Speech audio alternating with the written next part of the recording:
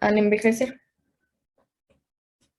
También la nutrición en el adulto mayor disminuye en su olfato y su gusto. También tiene dificultad para comer debido a problemas dentales y para acceder a la comida pues de buena calidad. Esto nos lleva a un riesgo de desnutrición. ¿Puedes cambiar a la siguiente?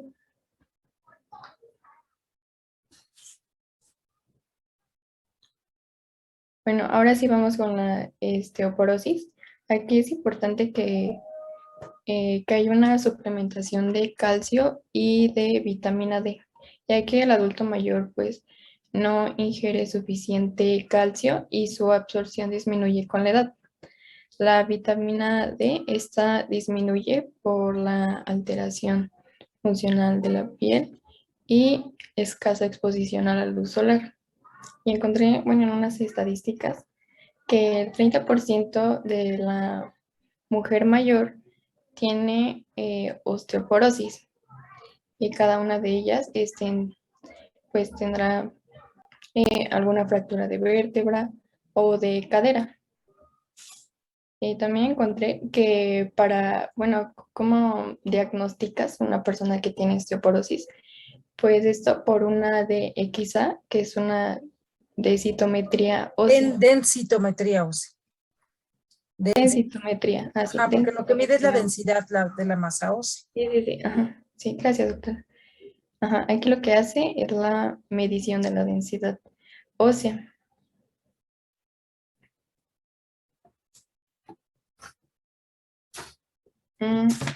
También, por ejemplo, en el adulto mayor que no ingiere suficiente calcio y además presenta una deficiencia de vitamina D, pues esto nos dará como consecuencia hiperparatiroidismo secundario. ¿Puedes cambiar a la siguiente, por favor? Y parece fácil que haya una fractura y no pase nada, pero el problema muchas veces es que las mujeres que llegan, por ejemplo, o que llegamos a la menopausia, tenemos osteoporosis y una cosa que nos pasa es que tenemos mucho mayor riesgo de fracturarnos. Y estas fracturas, sobre todo las fracturas de cadera, nos implican postración y la postración nos implica depresión, nos implica disminución en la calidad de vida y por lo tanto se acorta incluso la esperanza de vida. Hay algunos estudios que hablan de muerte a partir de que una paciente se fractura la cadera. Entonces, imaginen ustedes qué grave. Estamos hablando de que las mujeres llegamos en México alrededor de los 50 años de edad a la menopausia. Y entonces tenemos aumentado el riesgo de fracturas y luego hay datos así muy alarmantes en los que una buena cantidad de mujeres que se fracturan mueren a lo largo de un año posterior a la fractura, ya sea por complicaciones de la propia postración o a consecuencia de padecimientos de salud mental como por ejemplo depresión, a consecuencia de que los pacientes no pueden valerse por ellas mismas y entonces se deprimen, entran en un círculo, no pueden hacer sus actividades cotidianas, se deprimen más, disminuye su calidad de vida y finalmente mueren por una cosa que parecería tan simple como solamente fracturarse. Entonces sí es muy importante y es muy frecuente en nuestra población, sobre todo porque tenemos malos hábitos higiénico-dietéticos. Entonces seguramente no tenemos suficientes cantidades de vitaminas, de minerales, que nos hacen todavía más propensos a padecer este tipo de fracturas. Sigue, Bren. Sí, y bueno, la secreción de la hormona antidiurética, esta tiende a elevarse con el envejecimiento, lo que nos predispone a tener hiponatremia. Y en los adultos mayores, el riesgo mayor es de una deshidratación. Y ahora la hormona natriurético auricular, esta va a inhibir a la aldosterona, lo que en el adulto mayor va a aumentar la diuresis. Que la La diuresis hormona natriurético auricular es lo que ustedes han leído como el péptido natriurético auricular. Acuérdense que lo vieron en urinario, por ejemplo, a consecuencia de aumento de volumen. Ajá, y es producido generalmente por la aurícula derecha y actúa a nivel distal de la nefrona. Ok, gracias, doctora. Y lo que nos va a aumentar la diuresis, que la diuresis es pues, el aumento de cantidad de orina elaborada por el riñón y excretada del cuerpo. ¿Le puedes cambiar a la siguiente?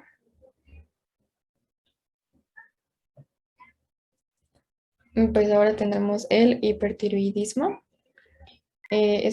Vamos a encontrar los niveles bajos de la TSH, que es la hormona estimulante tiroidea.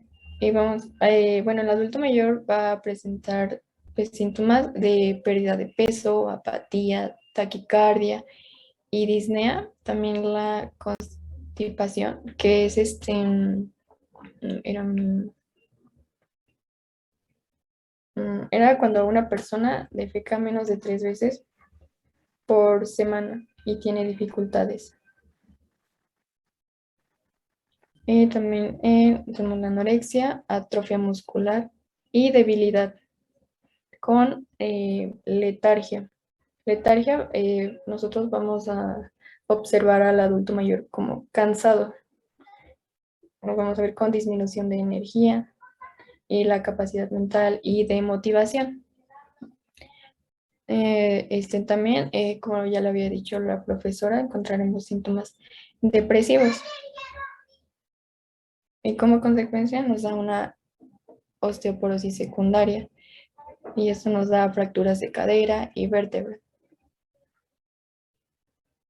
Ahora vamos con el hipotiroidismo. ¿Por qué será más frecuente en estos pacientes, el tipo de pacientes geriátricos, esta fractura, chicos, esta fractura de cadera? ¿Por qué no ocurre en otro lado? Es cierto lo que tú dices, pero ¿por qué?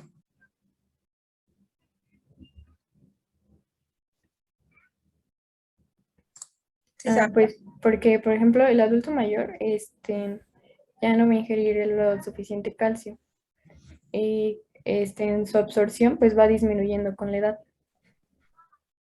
Por ejemplo, a un joven. sí, Brenda, pero ¿por qué es lo que me refiero? ¿Por qué fractura de cadera?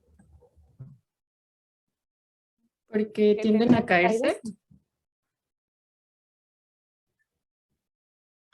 Sí, tienden a caerse, pero pues, si ya tiendes a caer, te fracturas alguna otra cosa también. ¿Por qué cadera? Eso es a lo que yo me refiero. ¿Por qué cadera? Acuérdense que el punto de sustentación de un adulto mayor es diferente y los reflejos bajan.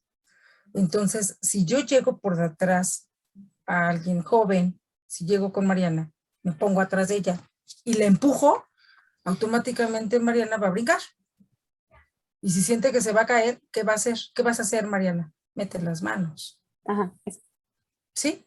Y entonces la fractura de los niños o la fractura de los jóvenes ocurre más a nivel radiodistal. Es una fractura que se llama fractura de Coles, lo que no ocurre con un anciano. Si yo llego con un paciente geriátrico y la empujo o pierde la estabilidad, seguramente se va a desplomar, así como tabla, pero ya no va a meter las manitas. Entonces, siempre ocurre, y es muy frecuente, siempre ocurre una fractura, pero es a nivel de la articulación coxofemoral, que es la articulación de cadera. Entonces, bueno, para nosotros cadera no es la cintura, sino para nosotros clínicamente cadera es la articulación coxofemoral. Y esta es la razón. Ahora, el paciente también adopta vicios posturales y disminuye esta cantidad de masa ósea conforme aumenta nuestra edad, porque el nivel de resorción es negativo, es decir, destruyen más hueso que el que se construye. Los pacientes geriátricos ya no tienen metabólicamente esta actividad física. Entonces regularmente están sentados en reposo. Lo que no ocurre con los niños. Un niño muy, muy, muy difícil que lo tengas 2 horas sentadito en el sol. Y un paciente geriátrico sí se está 1 hora, 2 horas sentadito en el sol. Entonces, el nivel metabólico es menor. Estamos hablando de tejido óseo.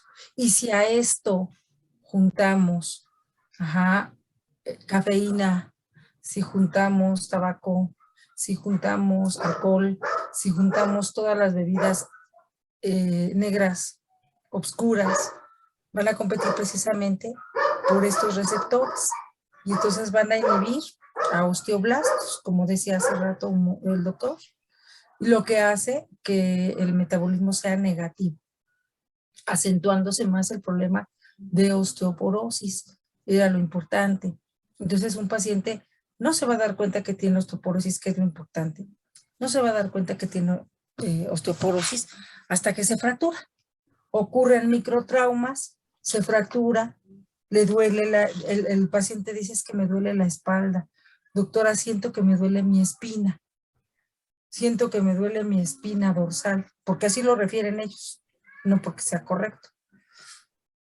Y bueno, vas a tomar la densitometría ósea y aparece una disminución en la masa ósea. Quiere decir que el paciente estaba en osteoporosis.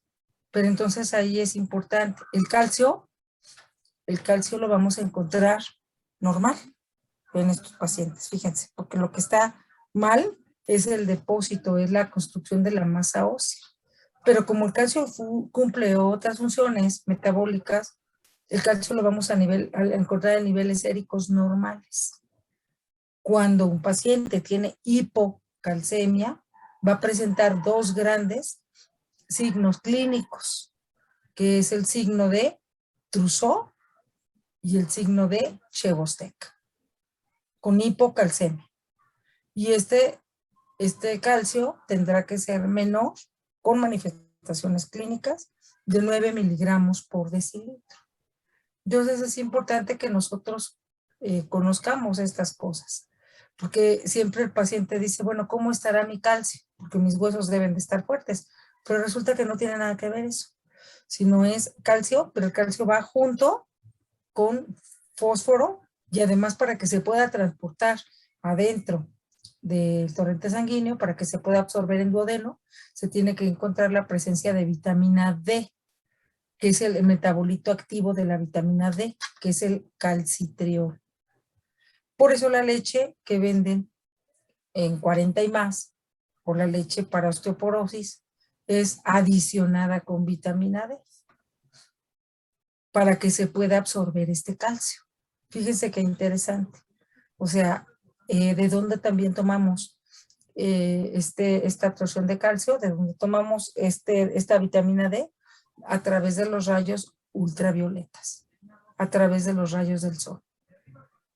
Por eso es tan importante que los niños, que los pacientes adultos estén un ratito expuestos a los rayos del sol, excepto los ojos, excepto la vista.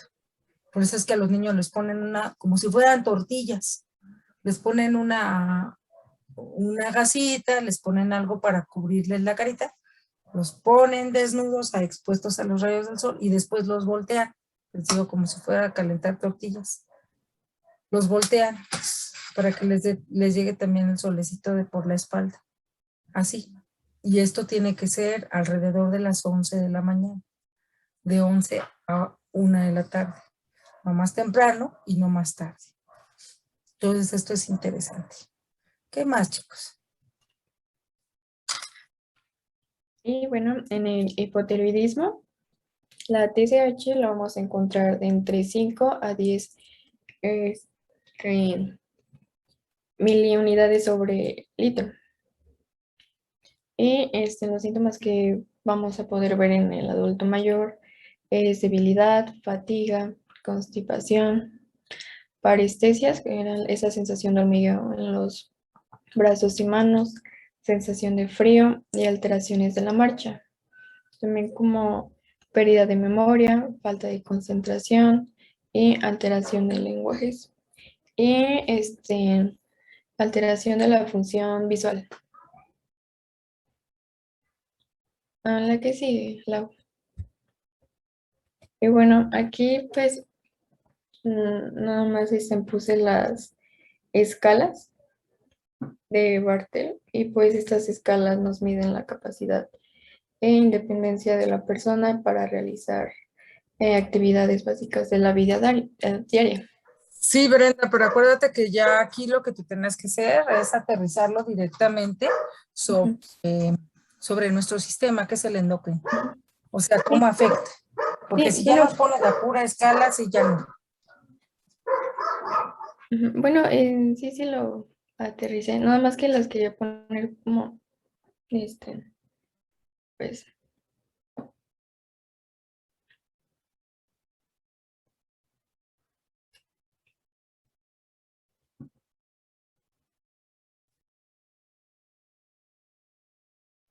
Ya le puedes cambiar. Bueno, ahora les voy a hablar sobre los antecedentes personales patológicos y vamos a comenzar con los quirúrgicos, que el primero es la hipofisectomía, que es la extirpación de la hipófisis y que encontré que a veces lo pueden usar como tratamiento como para la diabetes, o incluso se había encontrado que ayuda a disminuir la resistencia a la insulina, pero pues al utilizarse esto perturba la regulación de la hormona antidiurética y con esto pues el volumen del líquido que la hormona antidiurética regula. El segundo es la radioterapia cervical. Por ejemplo, se puede hacer esta radioterapia por linfomas de Hodgkin, por cáncer laríngeo o también por cirugía de exéresis externa que puede afectar a la glándula tiroides y también puede presentar una aparición de un hipotiroidismo. Después está que una cirugía previa de hipófisis puede generar el desarrollo de un cuadro de hipopituitarismo. Y el estrés que va a ser, va a ser por cualquier intervención quirúrgica puede precipitar la formación de un feocromocitoma, que para recordar, pues estos feocromocitomas son tumores que se producen en la glándula suprarrenal y que producen catecolaminas. Después está la suprarrenalectomía, que puede ser parcial o total, y esta suprarrenalectomía es la extirpación de las glándulas suprarrenales. Estas pues puede producir crisis suprarrenal, que básicamente es la presentación de la insuficiencia suprarrenal, que ya no bueno, generalmente va a suceder porque hay una deficiencia de mineralocorticoides. Después está la ovarectomía, que es cuando se extirpan los ovarios, y en este caso encontré que debe ser bilateral, y pues eso quiere decir que son los dos ovarios, y eso va a dar por resultado el descenso de la producción de estrógenos y progesterona, y esto va a generar manifestaciones climatéricas, que por ejemplo alguna de ellas es la amenorrea. Y por último, en los quirúrgicos están las operaciones del cuello, que por ejemplo están los que se hacen como disecciones de los ganglios que están cerca del cuello, por algún tipo de cáncer. Y estos pueden ocasionar las anormalidades de su función. Después están los antecedentes traumáticos, que dentro de ellos pues están las fracturas espontáneas repetidas, que pueden generar problemas suprarrenales o paratiroideos. También está la fractura de la base de cráneo, que puede causar una lesión en el mesencéfalo y da por resultado una disfunción hipofisaria o hipotalámica. También encontré que los sustos, el estrés o algunos traumatismos pueden generar diabetes insípida. Y por último, la irradiación del cráneo por un traumatismo encefalocraneal grave, que también va a presentar pérdida del conocimiento o coma duradero, pueden generar el desarrollo de un cuadro de hipopituitarismo. En los alérgicos encontré la alergia a la insulina, que pues esta es una reacción de hipersensibilidad de tipo inmediato. Es una rara condición que se va a caracterizar porque va a haber urticaria local o sistémica, y en casos severos puede ocurrir la anafilaxia. Todo esto se va a producir inmediatamente después de que se hace la inyección con la insulina. Y esta reacción, lo que sucede en general es que va a haber una reacción en los tejidos. Van a estar los mastocitos. Estos mastocitos son las células, son parte de las células del sistema inmune. Estos mastocitos tienen la histamina, tienen los anticuerpos IgE en su membrana, que son los que podemos ver aquí. Entonces, estos anticuerpos, si recordamos en las clases de inmuno, pues son como generalmente los que se presentan en reacciones alérgicas. Entonces, estos receptores, bueno, estas IgE, lo que va a generar es que que estos mastocitos secreten histamina. Y bueno, la sensibilidad puede ser ante la insulina, ante algunos aditivos que vienen dentro, o la protamina, que encontré que es un antagonista de la heparina. Y como la heparina tiene un efecto anticoagulante, pues la protamina va a tener un efecto contrario, que sería pues coagulante. Bueno, algo así lo entendí. Y para estas personas que son alérgicas a la insulina, pero que también son insulinodependientes, pues van a existir estas otras alternativas, que pues puede ser la insulina, pueden utilizar insulina altamente purificada, que esta lo que se ha encontrado es que reduce la incidencia de alergia de tipo local. Y también están los antihistamínicos y los corticosteroides. Estos se utilizan principalmente para la hipersensibilidad sistémica en los pacientes pues insulinodependientes. Después están los padecimientos crónico-degenerativos, que aquí la obesidad crónica va a contribuir a que se forme padecimientos como la diabetes.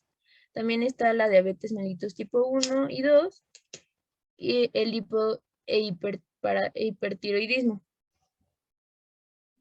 Después, en los infectocontagiosos, encontré que una historia previa de tuberculosis o una micosis puede vincularse a la aparición tiempo después de la enfermedad de Addison.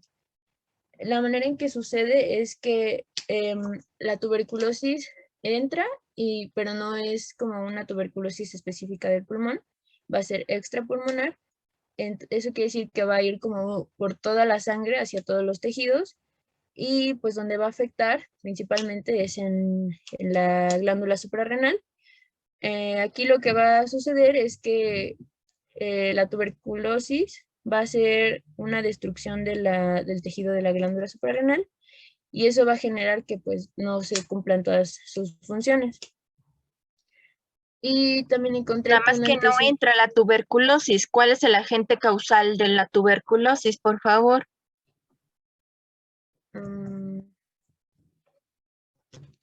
No recuerdo, pero a ver, déjame ver.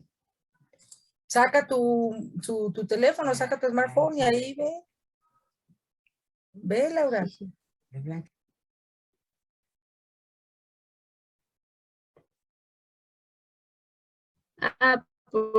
Bueno, o sea, sí es cierto, la enfermedad es la tuberculosis y la que causa la enfermedad es Mycobacterium tuberculosis. Mycobacterium. Que es pues la bacteria. Y ahora sí, si nuestro paciente tiene un antecedente de una parotiditis, eso puede explicar que haya un cuadro de hipogonadismo primario. También en la hepatitis, encontré que la hepatitis autoinmune puede producir una tiroiditis, que es la inflamación de la tiroides, porque también puede conducir a una hipofisitis y como consecuencia de esto generar un hipotiroidismo. Y en la gripe o influenza encontré que hay que tener cuidado porque las personas que tienen diabetes pueden ser más bien tienen mayor riesgo a presentar complicaciones cuando tienen la gripe o la influenza. En toxicomanías es muy importante determinar con qué frecuencia y en qué cantidad se consumen bebidas alcohólicas, porque la supresión del alcohol puede generar manifestaciones que simulan trastornos endocrinos y pues aunque no estén presentes trastornos endocrinos. Y el alcoholismo crónico nos puede conducir a un hipogonadismo, a una hipoglucemia y a raros casos de síndrome de Cushing. En los medicamentos están los glucocorticoides, que son fármacos que ayudan a la respuesta inmune y que además pueden disminuir la producción de células que causan inflamación en algunos tejidos. Y un ejemplo de un glucocorticoide es la dexametasona. Entonces aquí tenemos dos condiciones. El primero pues es cuando hay un uso crónico de dosis suprafisiológicas. Eso nos va a conducir al desarrollo de síndrome de Cushing iaterogénico. Por el contrario, si se suspende el uso de estos glucocorticoides, pueden generar un cuadro de insuficiencia córtico suprarrenal. Otro medicamento es la amiodarona, que este es un fármaco antirrítmico que tiene un alto contenido en yodo. Entonces, esta amiodarona puede ser el responsable de cuadros de hipotiroidismo y menos frecuente de hipertiroidismo.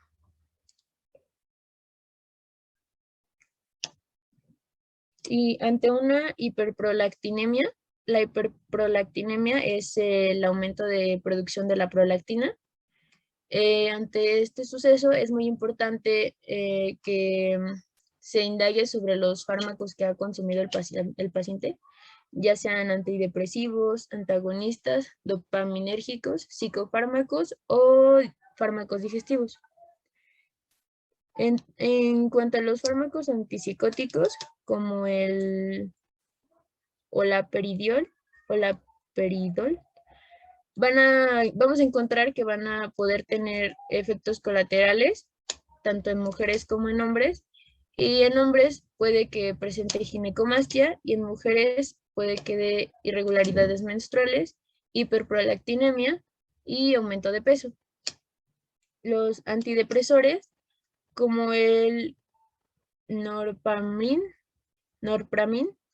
pueden generar sudoración y aumento de peso. Y en algunos agentes alquilantes, estos agentes alquilantes son fármacos que son utilizados generalmente para quimioterapia.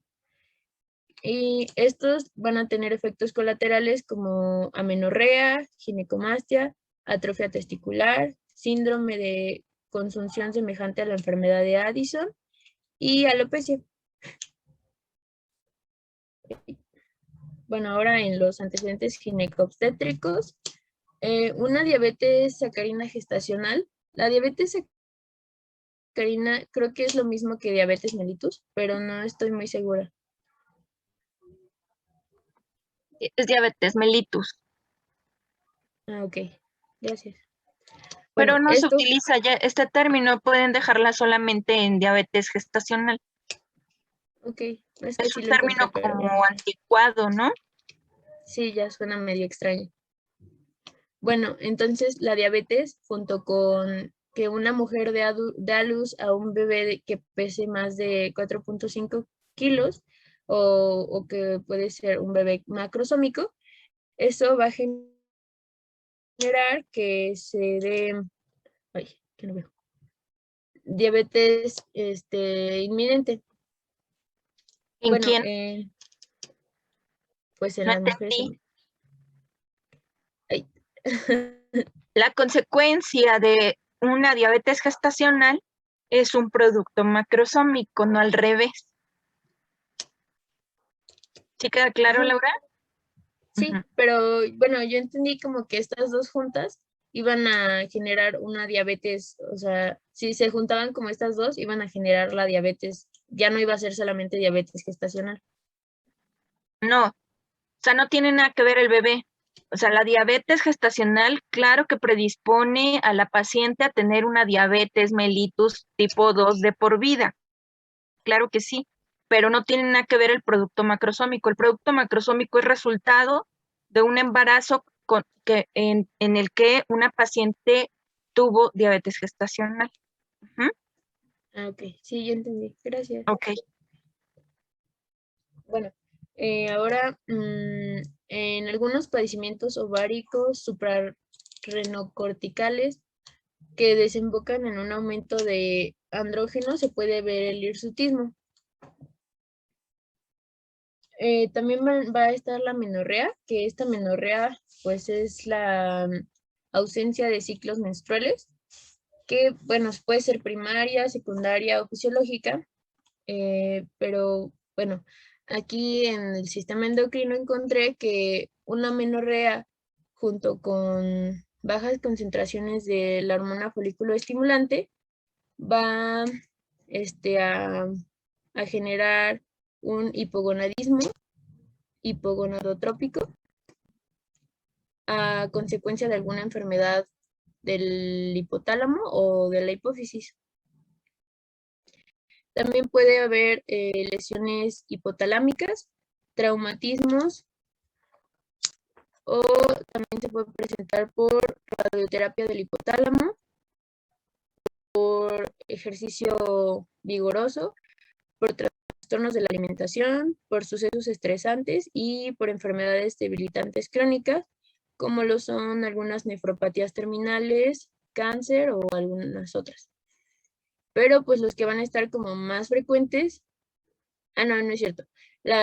Los que esta amenorrea con bajas concentraciones de folículo estimulante va a ser principalmente por causas hipotalámicas, como los adenomas hipotalámicas e hipofisiarias, como es el adenoma hipofisiario, el granuloma hipopituitarismo y el síndrome de Sheehan. También los trastornos de la hipófisis A ver, también Laura, nada más, ¿quién estimula la producción de hormona folículo estimulante? el hipotálamo. ¿A través de qué? mm,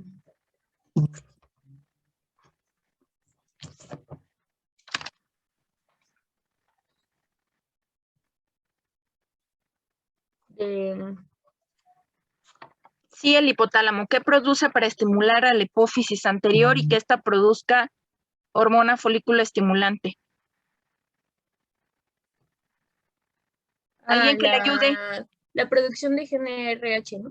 Así es, hormona o factor liberador de gonadotropinas. Gonadotropina. Así es. Ajá. Entonces, otra vez, vean cómo es un eje, ¿no? O sea, si hay una lesión hipotalámica, pues seguramente no va a haber este factor liberador, hormona liberadora de gonadotropinas, y por lo tanto no va a haber gonadotropinas, y por lo tanto no hay quien estimule a la gónada, en este caso al ovario. Por eso hablamos de un hipogonadismo, eh, hipogonadotrófico o trópico, como lo pusiste ahí, y seguramente es secundario. Acuérdense que cuando el daño está propiamente en la gónada, hablamos de un hipogonadismo primario, pero en estos ejemplos que nos estás dando, estamos hablando de un hipogonadismo secundario, porque no, el daño directamente no está en la gónada, sino que en este caso está en otra parte del eje. Ya puede ser en el hipotálamo o puede ser en la hipófisis. Sí, puedes continuar. Y ahora, por otro lado, cuando va a haber amenorrea sumado a concentraciones altas de la hormona foliculoestimulante, esto se va a deber principalmente a una insuficiencia ovárica, la cual puede ser por causas como síndrome de Turner, que ya habíamos visto, por una disgenesia gonadal, por síndrome de resistencia del ovario o quimioterapia por cáncer. Y bueno, aquí encontré que puede estar presente el síndrome de ovario poliquísticos, que se va a caracterizar porque hay presencia de hirsutismo, como en la imagen que habíamos pasado antes. Hirsutismo, además va a haber acné, distribución del vello masculino y pues lo que vendrá siendo la amenorrea. Además, se puede presentar por tumores suprarrenales, tumores ováricos y la hiperplasia suprarrenal congénita de inicio en la edad adulta. Otros trastornos también pueden ser la producción excesiva de andrógenos, por todo esto que les acabo de mencionar. Bueno, ahora está... Más bien es como la consecuencia, regrésale tantito, por favor. O sea, el problema es que hay gran cantidad de andrógenos. ¿Qué andrógenos? Principalmente testosterona, ¿no? Entonces, como hay gran cantidad de testosterona, entonces estas pacientes tienen todo esto que ya nos decía Laura. Acné, acné, distribución del vello, incluso la voz se les torna más ronca a las pacientes. Ajá. Y finalmente, estas concentraciones altas de hormona folículo estimulante también son un dato temprano, por ejemplo, del síndrome climatérico en la mujer. Las mujeres en la menopausia, eh, la- quien no se entera de que ya su ovario ya no funciona, de que hay una falla ovárica, o más bien de que ya se agotó la reserva ovárica, es la hipófisis anterior. La hipófisis anterior se sigue de largo tratando de estimular al ovario. Y el ovario no responde, pues porque ya no tiene manera de responder, ya no tiene folículos, ya se agotó su reserva folicular o ovárica. Pero a la hipófisis le vale sombrilla y sigue produciendo cantidades industriales de hormona folículo estimulante, porque a ella el mensaje que le llega es: este ovario no me está haciendo caso, entonces tengo que estimularlo todavía más. ¿Sí me explico? Entonces, en el caso del síndrome climatérico en la mujer, sería un ejemplo de concentraciones altas de hormona folículo estimulante. Obviamente la paciente cursa con amenorrea y con todo lo que ya nos comentaba Laura. Puedes seguir, Laura. Gracias. Bueno, ahora en la tiroiditis de Hashimoto, o también se llama tiroiditis linfocitaria, principalmente por pues, el mecanismo con el que se forma. Es una enfermedad autoinmunitaria con predominio en el sexo femenino. Eso no quiere decir que no pueda pasar en hombres. También pasa, pero pues es muy, muy escasos los casos. Aquí lo que va a suceder es que va a haber un daño tisular por citotoxicidad debido a la expresión anormal de moléculas MHC de clases 1 y 2. Lo que genera, bueno, va a suceder es primero va a llegar la célula presentadora de antígeno, que en este caso puse una célula dendrítica. Entonces, esta lo que va a hacer es que le va a presentar a los linfocitos T, y eso va a generar que los linfocitos T haga una, ¿cómo se llama? Bueno, va a generar la producción de más linfocitos, pero estos linfocitos no van a ser pues, linfocitos normales, van a ser linfocitos autorreactivos. Eso quiere decir como que se van a atacar a ellos mismos. Y pues esto va, por último, a desencadenar una destrucción glandular por la activación de estos linfocitos, que pues son no correctos. Y pues eso va a hacer que haya una destrucción de una apoptosis de las células de la tiroides. Y se va a presentar clínicamente con un bocio, que es lo que se ve en la imagen, este de aquí. Y va a tener características que va a tener un crecimiento muy lento, no va a ser simétrico, tampoco va a ser doloroso y va a ser difuso. Y con los años va a tener un carácter nodular, pero también pero todo esta enfermedad también puede ser asintomática o puede presentar con un hipotiroidismo. Ya eso sería todo. ¿Dudas? ¿Preguntas? ¿Algo que no esté claro? No participaron nada, muchachos. Solamente el equipo, que fue el único que estuvo en esta segunda parte, estuvieron más calladitos. Mis otros niños, Siron, ¿qué pasó? No participaron nada. ¿Qué fue lo que sucedió?